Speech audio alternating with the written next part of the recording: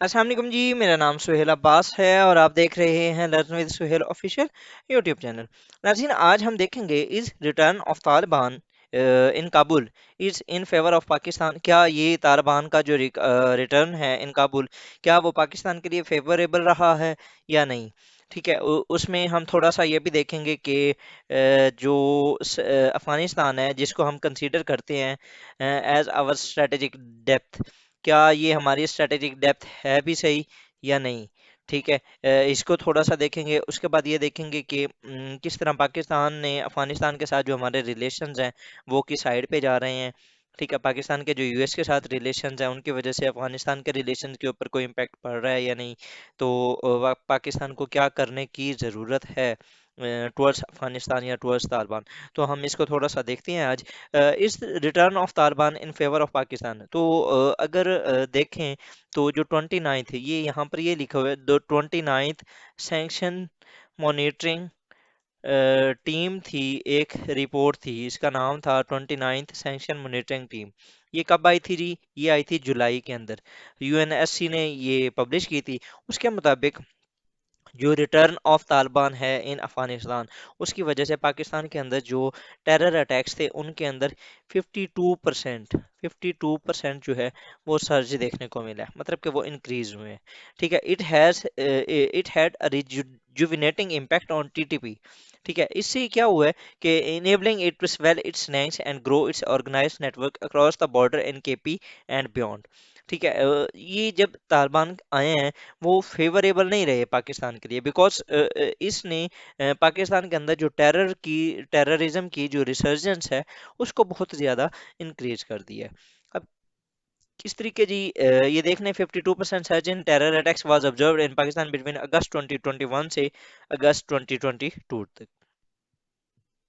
Pakistan security forces bore the brunt of these attacks, particularly KP's police, which lost around 120 personnel। ये तो पहले हुए हैं। अब आप ये देखें कि अगर मैं आपको जो रिसेंटली अटैक हुए हैं उनको अगर मैं आपको बताऊं, तो बन्नों के अंदर एक जो अटैक हुआ था उसका मसला बना, मतलब कि वहाँ पर जो सीटीडी हेडक्वार्टर्स का उसके ऊपर टीटीपी वाले जो है वो उन्होंने कब्जा कर लिया था। सिमिलरली अभी जो 2 से 3 दिन पहले एक अटैक हुआ है पेशावर के अंदर, जहां पर तकरीबन 190, सॉरी 190 के करीब तो जख्मी थे, 97 to 98 लोग जो हैं उनकी डेथ हो गई है, मतलब कि वो शहीद हो गए हैं। ठीक है, ये पेशावर पुलिस लाइंस के अंदर ये अटैक हुआ था। इसके ऊपर मैंने अलग एक वीडियो भी बनाई है, शायद वो भी आप देख सकते हैं। सिमिलरली तीसरा, ये तकरीबन यकम फेब को 31 जनवरी की रात मकरान में एक पुलिस स्टेशन के ऊपर भी अगेन दहशतगर्दों ने कोशिश किया है हमला करने की, और वहाँ पर जो वहाँ के पुलिस ऑफिसर्स थे उन्होंने उनको वापस भगाया। तो ये जो सर्च है रिसर्च, ये टीटीपी की, ये क्यों हुई है? ये पहले तो इतनी ज़्यादा नहीं थी। आखिर ये क्या मसला हुआ है? तो उसकी बैकएंड के ऊपर अफगानिस्तान के अंदर जो तालिबान की गवर्नमेंट है वो दोबारा जब रिसर्च हुई है उससे बहुत ज़्यादा एक शह मिली है टीटीपी को। और उसकी वजह से क्या हुआ है जी, यूनिफिकेशन हुआ है ऑफ फैक्शंस। मतलब कि आप ये देख लें, कमांडर जरार ग्रुप है, इज़्ज़तुल्लाह ख्याली ग्रुप है, टीपू गुल मरवत फैक्शन जो था लकी मरवत का, असलम बलोच ग्रुप था नौशकी का। तो ये सारे इन्होंने क्या किया है, इन्होंने टीटीपी के साथ हाथ मिला लिया है। ये जब इन्होंने हाथ मिलाया तो वो जो उनकी अब कंबाइंड पावर है, वो जिस तरह हम कहते हैं कि अगर एक तीली हो माचिस की तो उसको तो इजीली तोड़ा जा सकता है, लेकिन जब वो एक प्रॉपर आप 20 25 30 इकट्ठी मिला लें फिर आप उसको तोड़ें तो उसके लिए टाइम लगेगा। और उनकी जो यूनिफिकेशन है उसने पाकिस्तान को काफ़ी नुकसान पहुंचा रही है ये। फिर उसके बाद वो सिर्फ यहीं पर नहीं रुक रहे, वो अपनी एक सोफिस्टिकेशन, अपनी वो जो टैक्टिक्स हैं उनको बड़ा सोफिस्टिकली यूज़ कर रहे हैं। ठीक है, वो गन एंड बॉम्ब असर्ट्स वो कर रहे हैं। वो उन्होंने अपने जो डिजिटल मीडिया को यूज़ करने लग गए हैं। अभी कल मैं एक डिप्लोमेट की रिपोर्ट पढ़ रहा था, उसके अंदर भी ये था कि वो अपना डिजिटल मीडिया के ऊपर आ गए हैं। वो डिजिटली लोगों को कैंप अपनी जो एक अपना जो उनकी आइडियोलॉजी है उसकी कैंपेन कर रहे हैं और लोगों को वो रिक्रूट कर रहे हैं। ठीक है।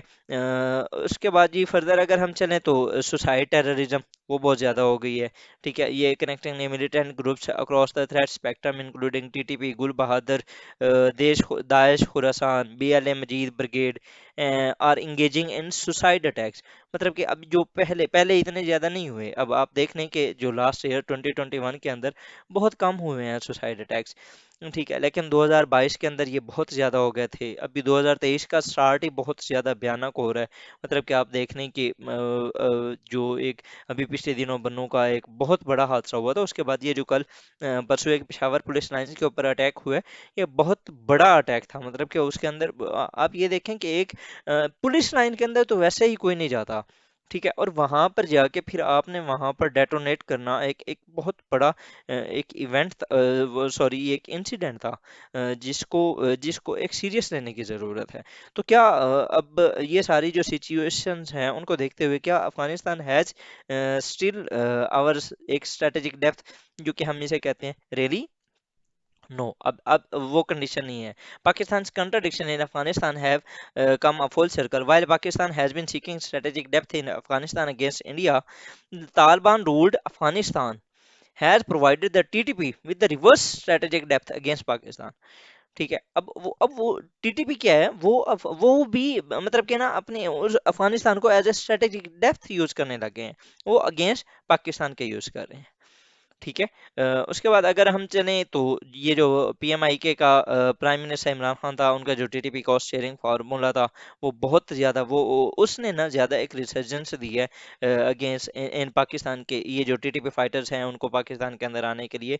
उन्होंने क्या किया था, ये मैं ये कंसिडर करता हूँ कि ये खान का बहुत बड़ा एक ब्लंडर था जो उन्होंने किया, कि Imran Khan claimed earlier this month that his policy for shattering TTP fighters and families in KP province was torpedoed by the province's refusal to accept his government's cost sharing formula।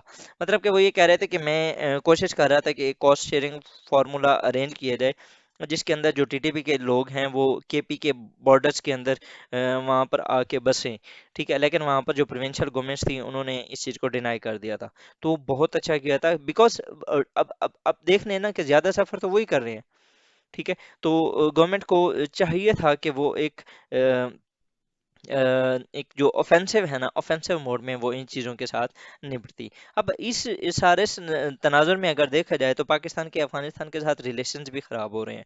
उसकी रीज़न ये है कि पहले अलकायदा का एक जो chief था एमन अल जवाहिरी, उसको किल किया गया और उन्होंने कहा कि पाकिस्तान यूज़ कर रहा है अपनी जो यूएस को, मतलब कि वो रास्ते दे रहा है कि वो यहाँ पर आके अटैक करें। सिमिलरली दूसरा जो एक इशू पाकिस्तान का उनके साथ चल रहा है वो फेंसेस के ऊपर चल रहा है। ठीक है, जो बॉर्डर फेंसेस हैं उनके ऊपर भी तालिबान हमसे खुश नहीं है। तीसरा एक और इशू ये भी था कि एक पाकिस्तान की जो एम्बेसी थी इन काबुल, उसके ऊपर अटैक हुआ, तो वो भी उसके ऊपर पाकिस्तान ने बड़े अपने जो कंसर्न थे उनको रेज किए। ठीक है, चौथा जो है पाकिस्तान के जो यूएस के साथ रिलेशंस हैं। ठीक है, अभी पिछले दिनों एक उनका कमांडर भी आया हुआ था, वो पाकिस्तान के अंदर आके उन्होंने विजिट किया है कुछ एरियाज को। ठीक है, तो पाकिस्तान के साथ जो यूएस के राइजिंग रिलेशंस हैं टू कॉम्बैट टेररिज्म, ये भी अफगानिस्तान के जो तालिबान हैं उनके लिए ये एक बहुत वो इसको एक मैटर ऑफ कंसर्न ले रहे हैं। ठीक है, इससे भी पाकिस्तान के जो अफगानिस्तान के साथ रिलेशंस हैं वो ख़राब हो रहे हैं। अब मैंने आपको चार रीजंस बताई हैं। पहली, अफगानिस्तान के अंदर जो कुछ ऑपरेशंस होती हैं, जिस तरह एमन अल जवाहिरी को कत्ल किया गया। ठीक है, दूसरा जो बॉर्डर फेंसेस हैं उनके ऊपर इशू चल रहा है। तीसरा पाकिस्तान की तरफ से जो पाकिस्तान की एम्बेसी के ऊपर जो अटैक था अफगानिस्तान का। चौथा ये टीटीपी वाला इशू हो गया। पांचवा यूएस पाकिस्तान के जो रिलेशंस हैं, इनकी वजह से जो पाकिस्तान के अफगानिस्तान के साथ रिलेशंस हैं वो बहुत ज़्यादा खराब हो रहे हैं। ये जो मैंने अभी आपको बताया था, यूएस का कमांड का जो चीफ था वो आया था और पाकिस्तान और उन्होंने ने विजिट किया था। अब कुछ इसमें सक्सेसेस भी हैं कि जिसके अंदर ये एक बलोच इंसर्जेंट था, गुलजार इमाम। ठीक है, उसको किल किया गया था, ये अफगानिस्तान की मदद की वजह से हुआ। दूसरा, Pakistan has tightened its laws against terrorism and money laundering.